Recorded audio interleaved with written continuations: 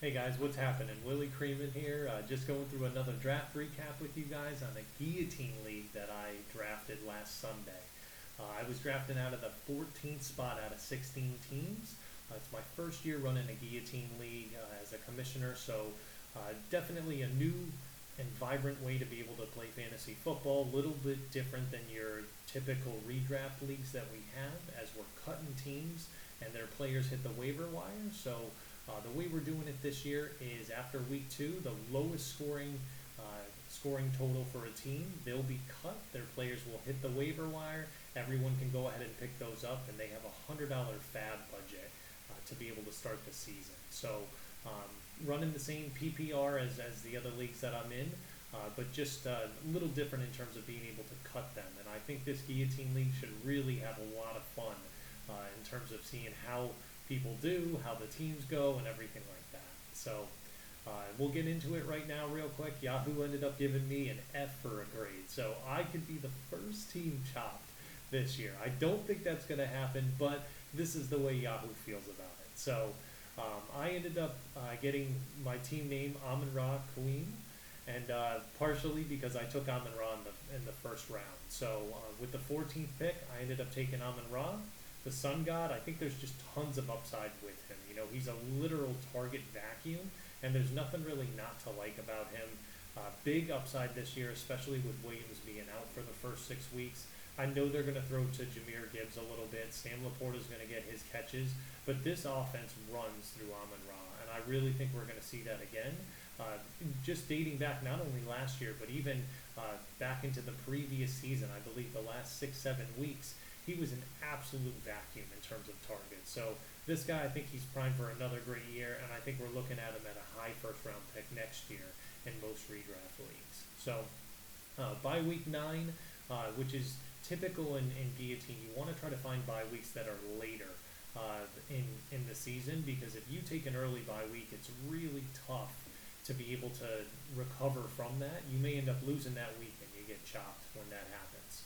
So by week 9 for him, in round 2, I came back around and I took Jalen Hurts. And I know a lot of Guillotine experts say do not go early quarterback, but this is my thought process on it, is that he's an absolute point magnet. And when you have a quarterback that can not only get it done in the air, but also on the ground as well, I think it's really important because it provides more of a safety blanket and a good floor for you to consistently score points week in, week out. And I think that's what Jalen Hurts does. I think his passing takes a big step forward this year.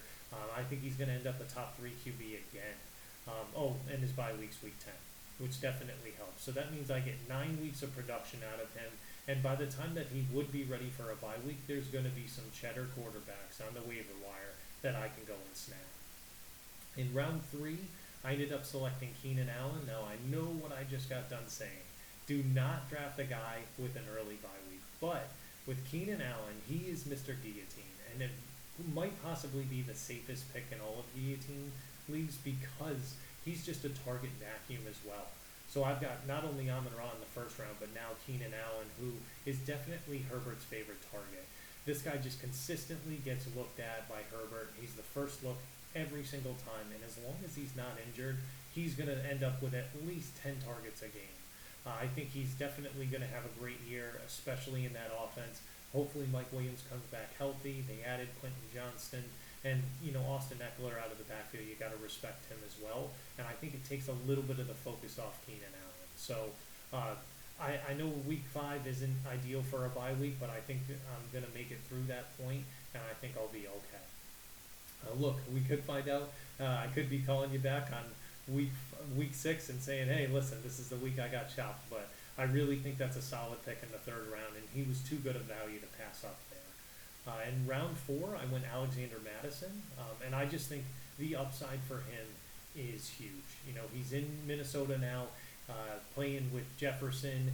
Addison gets added. Hawkinson's there for the beginning of the season. I think all of the focus in that offense is on those 3 guys, and it's going to give him a lot of opportunities to not run against 11 guys stacked in the box. So I really think Madison's going to have a great year. Definitely going to be an improved offense and stuff, but I really think he's going to have a great season. And his bye week is 13. which makes him much more attractive in a guillotine league. In round 5, I went Khalil Herbert. He's one of my guys for this year, but he's the starting running back for the Bears, and he's one of the few guys in the NFL that actually had over 5 yards per carry last year. I really think he's running behind an improved offensive line. I like what I'm hearing from Eberflus. Watching him in the preseason, it looked great. He's getting involved in the passing game, and I really don't think Deonta Foreman is the athlete that Khalil Herbert is. Now, Roschon Johnson definitely will start to work his way into being a third down back on that team. I think he jumps over Foreman in that case. I think he's a superb athlete, but I definitely think he is at least 1 year away from taking over that backfield. And I really like Herbert this year. Also, week 13 bye week, so we're starting to see a trend of what's going on here. In round 6, I went Alvin Kamara. Now, I know what you're saying. He suspended the first 3 games. I totally get that. This was maybe the only place I deviated from my plan. I saw him going there, and still able to be drafted, and I just couldn't pass it up. I really couldn't. I'm even getting nervous talking about it now because I know it wasn't the best pick.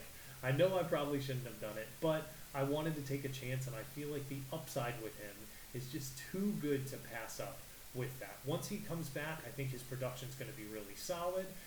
And I don't need to start him right away. I don't have to. I'm going to have other running backs that I can put in that place. So I really think he's going to be all right once he gets back from the suspension. And he's got a bye week for 11, which is great. So in round 7, I reached a tiny bit. I grabbed Dalton Kincaid, and he's also one of my guys this year. He's an absolute stud. This guy is very, very talented. He's a great route runner. He has great hands. And people keep drafting him like he's a tight end. He is not a tight end. He is a wide receiver with a tight end label. I can guarantee that by the beginning of October, people are going to regret having not drafted Dalton Kincaid, especially in this offense. When you have the Bills' offense as they are, Stephon Diggs is a bona fide number 1. Gabe Davis could probably be close to a number 1 on some other teams. But with both of them healthy and demanding all of that target share of the not only the target share, but also the focus of the number 1 and number 2 cornerbacks, I will take Dalton Kincaid against a slot receiver or a linebacker any day. They are not going to be able to cover him. He is going to get great catches. And I really believe that. Josh Allen is going to have great rapport with him. And they've already started to build that. You could see some of it in the preseason. People focused way too much on the last game of the preseason, where they didn't even play that much. They said he only got 2 looks and stuff, but I'm telling you, this guy is gonna pop off this year, and people are gonna regret having not taken it. He also has a bye week, week 13. Zay Flowers was who I took in the 8th round. Another rookie here, and likely probably going to be the top wide receiver for the Ravens this year. I know they've got Bateman. OBJ was just brought in and paid a lot of money, but I haven't seen a good season out of OBJ since 2016. And Bateman just seems like he seems like the new Michael Thomas in the NFL, but he's never produced at the Michael Thomas level. Feel bad, Michael, for saying that, but he just is always hurt. He's always hurt. Even when he was healthy this offseason and stuff, he gets into training camp, gets dinged up. Supposedly he's healthy again. I'll believe it when I see it. I just don't trust in him.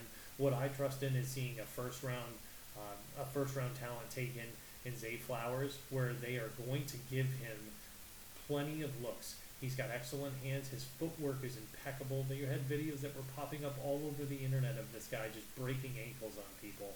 I think he's going to be fantastic, and he will definitely be the number 2 target behind Mark Andrews there. Again, he's got bye week 13, so it's no big deal. I don't have to start him right away, and I can kind of watch him grow as he comes into himself. Round 9, I went Raheem Mostert. Now, this didn't appear to be the best pick last Sunday, but now with Jeff Wilson on the IR, Raheem Mostert is firmly the starter there. Devin A-Chain's still a little banged up with a shoulder injury and stuff, but this is Mostert's backfield now. And I'll tell you, it's a very solid pick for running back, especially in the 9th round here. Don't forget, too, this isn't a 12-team league. This is 16 teams that are drafting. So a lot of the guys that would typically be there in earlier rounds are not because of that. because you're going up against 15 other teams here. The other thing I really like about Mostert is with Hill and Waddle on the field, they demand a lot of focus from the defense. So he's going to be able to run free, very similar to Madison. He's going to have plenty of room to be able to run. He's not going to see too many stacked boxes or anything like that. He's going to be running against 6-7 guys, and I really think he's got the speed to be able to beat him. McDaniels is going to do his work as well. He's going to make sure that Mostert is able to produce there. His bye week is bye week 10, so I really think that's a big thing for him as well. Moving on here in round 10, I went Kendre Miller, who is talked about as a high upside rookie talent. Andrew Erickson won't stop talking about this guy. He also won't stop drafting him because he believes in him that much. So I really think this guy's going to have a chance to produce early. He could earn some serious time if he stays healthy. I know he got a little banged up in the preseason, but I really think he's super talented, and I think he's going to have a great year in New Orleans there. His bye week is bye week 11, and I think by then you will have seen consistent production from him, for the Saints. In round 11, I went Jonathan Mingo. He's the top receiver in Carolina. It's kind of unquestioned at this point. I know Hayden Hurst is one of the popular targets for Bryce Young, but Mingo's going to be the top target there. DJ Chark's out, I believe, right now and injured and stuff. Adam Thielen's 76 years old. Definitely Jonathan Mingo is going to be the guy that develops the rapport with Bryce Young and is that reliable target that he's going to build trust with. And we could really be looking at anywhere from like 75 to 90 receptions this season from him. I really think he's that talented and going to have a great season for them. In round 12, I went Irv Smith, and this is just a dart throw at this point. He plays in a potent offense, and I figure if most of the defense is focused on Chase, Higgins, and Tyler Boyd, and Mixon, they're not focused on him. And if he can get it done, great. If he can't, he might actually be washed, We don't know. So we'll see what happens with him.